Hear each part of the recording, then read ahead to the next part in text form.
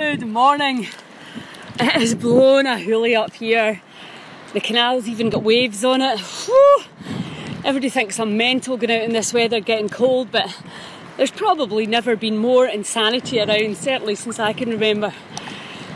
And this cold kind of just brings you into the moment, into the body.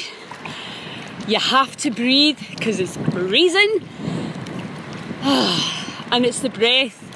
Ultimately, the cold water forces you to breathe in a conscious way. So we're in lockdown with, I can still cross the road and go into the canal, but I think, and I consider myself incredibly lucky to be able to get outside and to have nature, etc. I feel sorry, I know that so many people are in much more challenging positions and conditions, and also, I've been in with my mum for 5 months anyway. It's actually not that different. It's just the psychology of it you have to get your head round. So I'm going to go live again this afternoon and talk through all the worries and do some collective letting go. When we pull together in this, when we actually all release together and meditate together and breathe together, we can help calm each other down, which I think we all know. The one thing we control right now is how we respond to this. No matter what we believe about what's happening and whether it's right or wrong or whatever, it doesn't matter. What we can do is go inside and actually breathe and release and let go.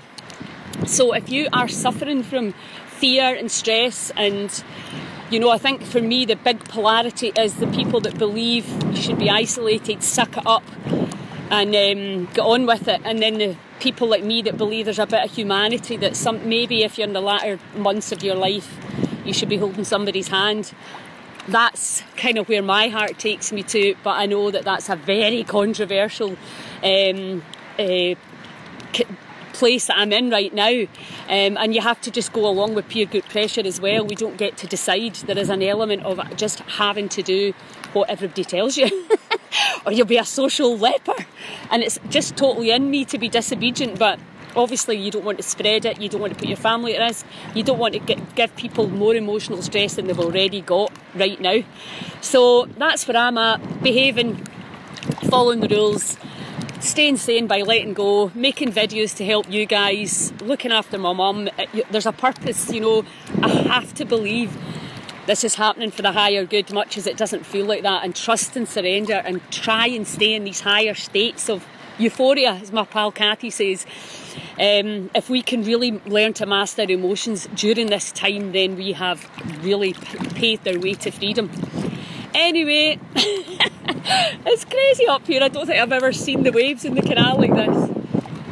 I think that's long enough in here for me. The last thing I need right now is to die of hypothermia.